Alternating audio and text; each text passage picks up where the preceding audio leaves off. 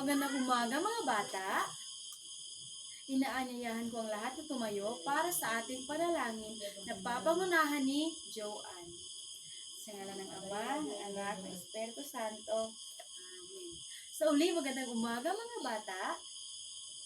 Kumusta ang inyong araw ngayon? Naging maganda ba ang inyong umaga? Mabuti kung ganon at tiyak kong marami kayong matututunan ngayong araw na ito. Ngunit, pansin kong kahit hindi pa man tayo nagsisimula, ay may inaantok na sa ating klase. Pero wag alala, sapagkat ako'y may inihanda na isang pampasigla na alam kong magbibigay enerhiya sa bawat isa sa inyo. Ang pampasigla ito ay tinatawag na Ako ay may ulo. Alam niyo ba ang kantang iyon? Ang kantang iyon ay kinakailangan ng partisipasyon sa pagkanta at pagsayaw. Kasi kapag nakita ko na hindi kayo nagbibigay ng partisipasyon sa pagsayaw at pagkanta, ay papasayawin o pakakantahin ko kayo dito sa harap na mag-isa. Nagkakaintindihan ba tayo mga bata? Mabuti kung ganon. Simulan na natin. Ako ay may ulo, may balikat, may tungkod, may paa na aking ginagalaw. Ayan, apakahusay naman palang sumayaw at umawit ng aking mga mag-aaral. Ngayon, bago pa man kayong umupo, ay ayusin niyo muna ang hanay ng inyong mga upuan at pulutin niyo na rin ang mga basura na nasa ilalim ng inyong mga upuan kung meron man at pakilagay ito sa tamang lalagyan. Ayan, sa tingin ko ay maayos ng lahat. Maaari na kayong umupo. Ngayon, magtatala muna ako ng liban. Sinong liban? Wala. Kung gayon, ay nagagalak akong walang lumiban ngayon sa ating klase. Kaya ako ay magbibigay ng tig sa 10 puntos sa bawat isa.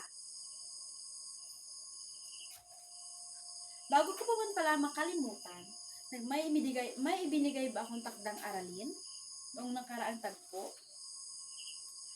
Kung wala, ay magpapatuloy tayo ngayon sa ating bagong paksang tatalakayin. Ngunit bago pa man tayo tatalakay sa ating bagong paksang tatalakayin ngayong araw na ito, ay basahin muna natin ang ating alituntunin sa pag-aaral dito sa ating klase upang mas maayos ang daloy ng ating pag-aaral. Joanne, maaari mo bang basahin ang unang alituntunin? Alamin at sundin ang mga alituntunin sa paaralan. Pangalawa, James, respeto ang laging ipakita sa guro at kaklase. Pangatlo, Mitzilaine, aasikasuhin ang mga gawain ng may sipag at tiyaga. At pang-apat, Raika, laging maging handa sa pag-aaral araw-araw. Naway masunodin nyo ng maayos ang ating mga alituntunin pag mas maayos ang daloy ng ating pag-aaral sa ating klase. Ngayon, bago pa man tayo magsimula sa ating bagong tatalakayin na paksa, ay magkakaroon muna tayo ng isang maikling balik-aral kung ano ang tinalakay natin noong nakaraang tagpo. Sino sa inyo ang nakakaalala kung ano ang paksang ating tinalakay noong nakaraang tagpo? Yes, Zenica? Tama! Ang ating paksang tinalakay noong nakaraang tagpo ay tungkol sa pandiwa. Magaling! Ano-ano pa ang inyong mga naaalala sa ating tinalakay noong nakaraang araw? Tama! Magaling! Apakahusay naman pala ng aking mga mag-aaral at alam kong marami kayong natutunan sa ating paksang tinalakay noong nakaraang araw. Ngayon, bago tayo dumako sa ating bagong paksang tatalakayin, ay magkakaroon muna tayo ng isang gawain. Babasahin ko dito kung ano ang inyong gagawin. Ang gagawin nating gawain ay tinatawag na hulaan mo ako. Meron ako dito mga litrato at huhulaan nyo kung ano ang mga nasa litrato. At hahayaan ko kayo magbigay ng inyong mga opinion o sagot sa kung ano ang nakikita nyo tungkol sa litrato. Unang litrato. Ito. Anong nakikita nyo sa litrato? Tama, may ilog. Ang pangalawa naman ay magaling. Ito ay lawa. Ang pangatlo naman ay magaling, Joanne. Ito ay ang dagat. Ano naman kaya ito? Tama, Jenicel. Ito ay ang mga bundok. Ano naman ito? Tama, Ana May. Magaling. Ito ay ang palayan. At ano naman ito? Aha. Oo, tama, Rita. Ito ay ang bulkan. Ngayon, ano ang nakikita nyo o ano ang napapansin nyo sa bawat litratong nakikita o pinakita ko sa inyo? Oo, tama. Ang mga litratong pinakita ko sa inyo ay may tungkol sa kapaligiran. Magaling, Zenica. Ano pa? Ano pa ang napansin nyo sa pinakita kong litrato? Ito ay, may kaugnayan ito sa kapaligiran o sa ating, sa ating mga likas na yaman. Tama, magaling. Ngayon,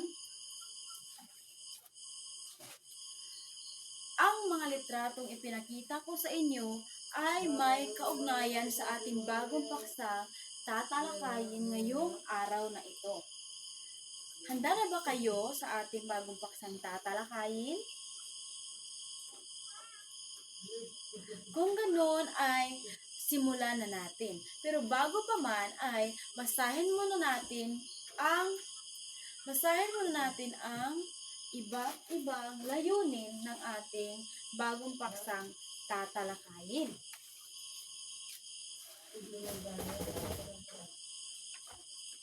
Basahin ng malakas at sabay-sabay, mga bata. Sa pagtatapos ng talakayan, ang mga mag-aaral ay natutukoy ang mga yamang nakukuha sa anyong tubig at sa sariling komunidad. Pangalawa, na isusulat at ipapangkat ng husto ang mga yamang nakukuha sa anyong lupa at anyong tubig. Pangtatlo ay napapahalagahan ng mga yamang nakukuha sa anyong lupa at anyong tubig bilang mahalagang yaman sa pagtuon sa pangangailangan ng komunidad at sa pagsulong ng kahulugan. Magaling, mga bata. Naway maabot o makamit natin lahat ng alituntunin na inyong binasa. Ngayon, ang tatalakayin natin ngayong araw na ito ay tungkol sa mga likas na yaman. Tungkol ito sa ating mga likas na yaman. Ngayon, ano kaya ang likas na yaman?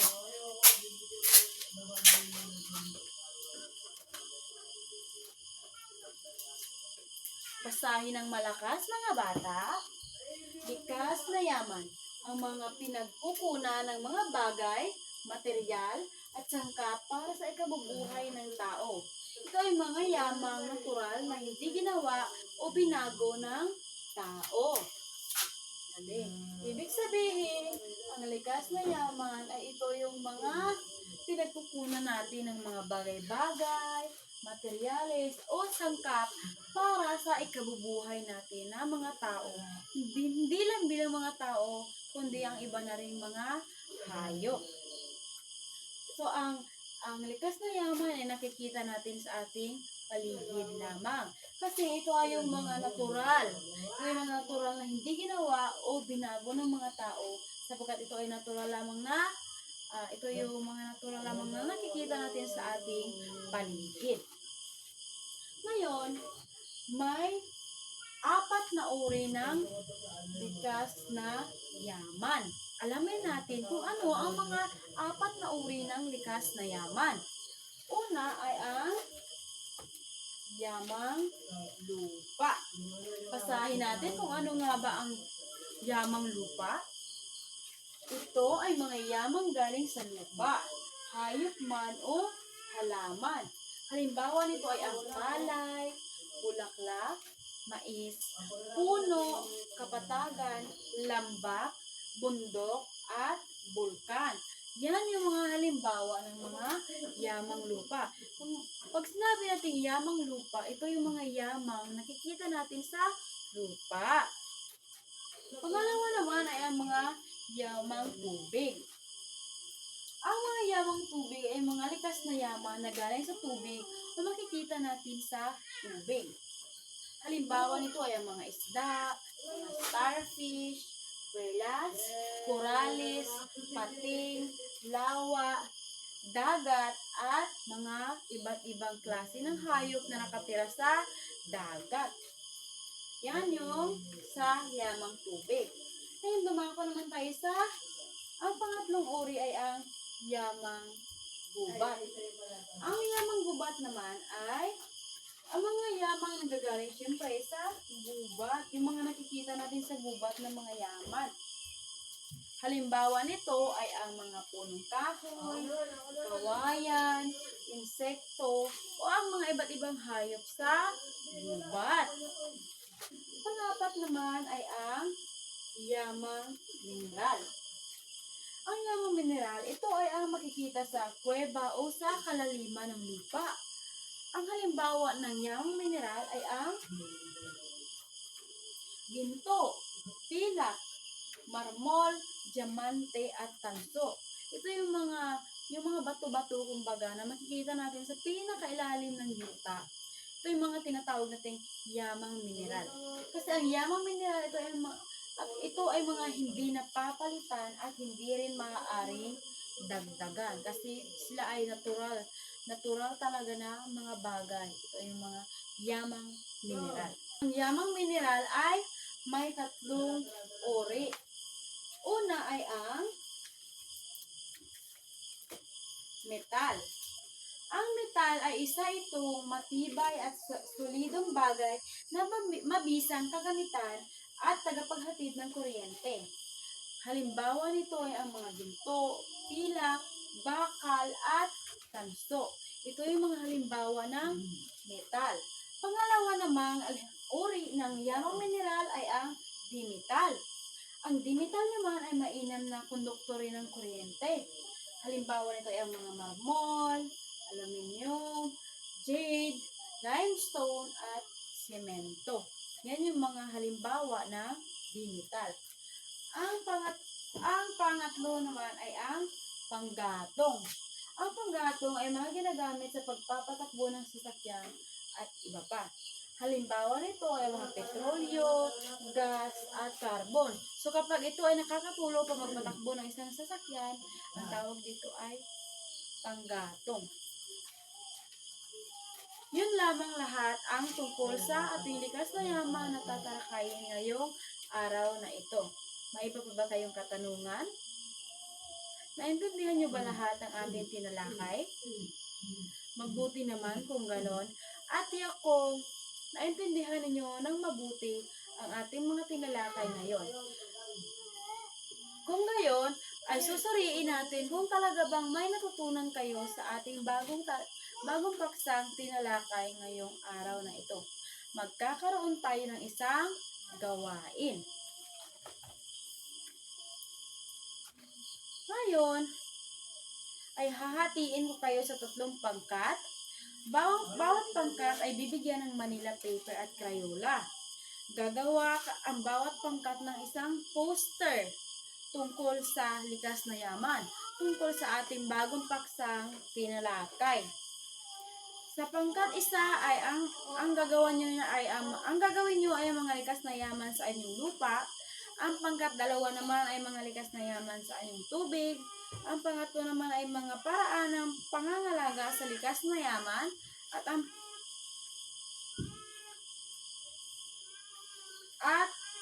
ang inyong gagawin ay guguhit kayo ng isang poster.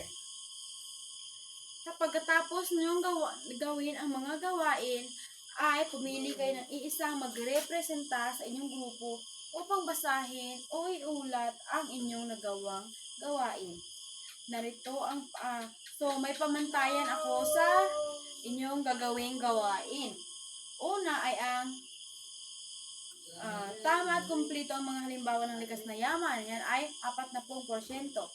Pangalawa ay malinaw at maayos ang paliwanag ng pangkat. Yan ay pang 30%. Pangatlo ay aktibong nakikilahok ang lahat ng kasapi na may 20%. At malinis at maayos ang poster na nagawa. Yan ay 10%. At yan ay may kabuuang 100%. Kaya galingan niyo sa inyong gawain, mga bata. Bibigyan ko lamang kayo ng 3 minuto sa paggawa ng gawain at 2 minuto upang magpresenta ng inyong output o ginawa dito sa harap pagkatapos nyo gawin ang inyong mga gawain. Nagkakaintindihan ba tayo, mga bata? Mabuti kung ganun. Maaari na kayo magsimula sa inyong gawain.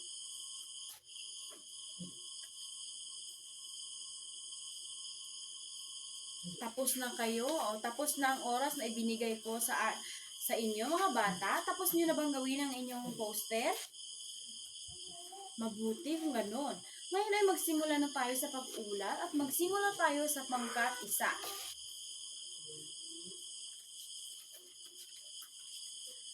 1. Magaling! Apakahusay ng inyong naipamalas na mga output o sa inyong mga ginawang gawain na poster. Apaka maayos ng inyong paggawa at napakagaling ng pagguhit ninyo sa inyong poster.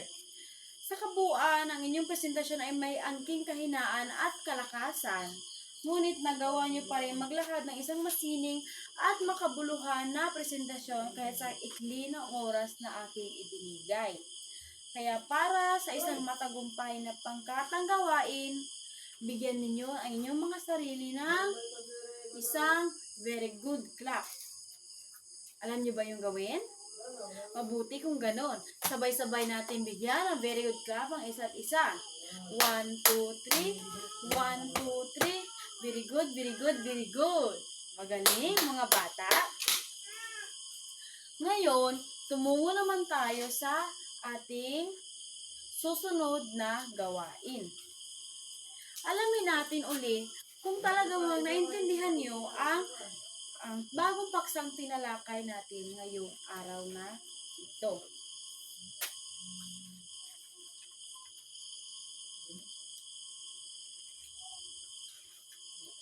Ngayon, base sa talakayan, ano ang inyong natutunan ngayong araw na ito?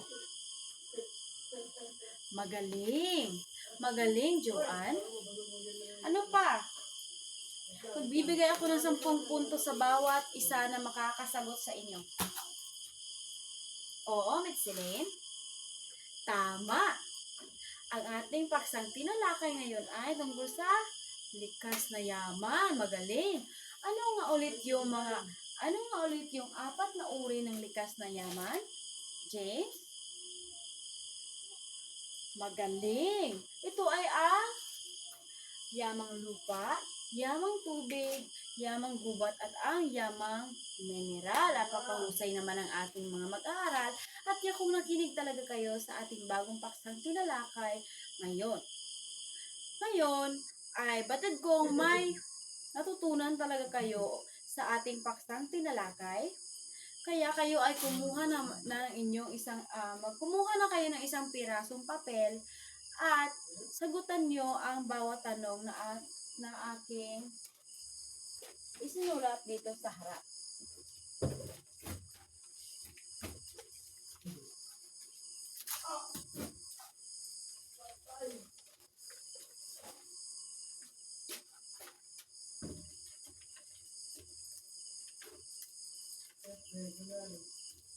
Nakakuha na ba kayo ng inyong papel?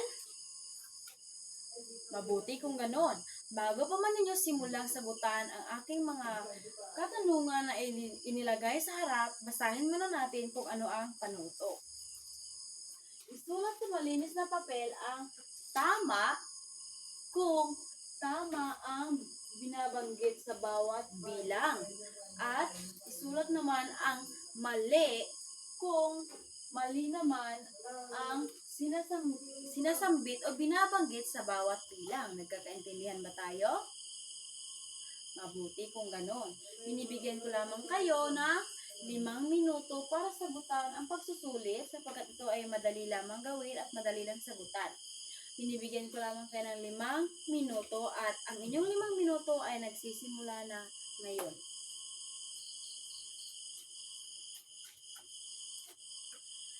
Tapos na ang oras na ibinigay ko sa inyo mga bata. Tapos niyo na bang sagutan ang aking pasulit na ibinigay? Mabuti kung ganon.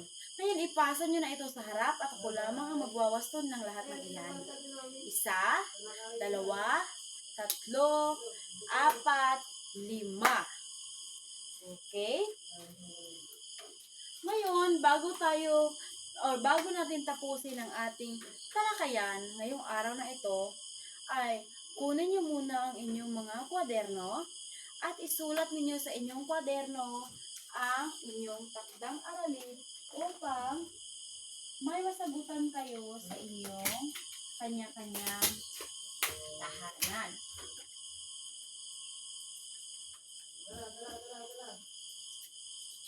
Nakakuha na ba ang lahat ng kwaderno? Kung gayon, basahin muna natin kung ano ang inyong takdang aralin mga bata. Ibigay ang kahalagahan ng bawat likas na yaman.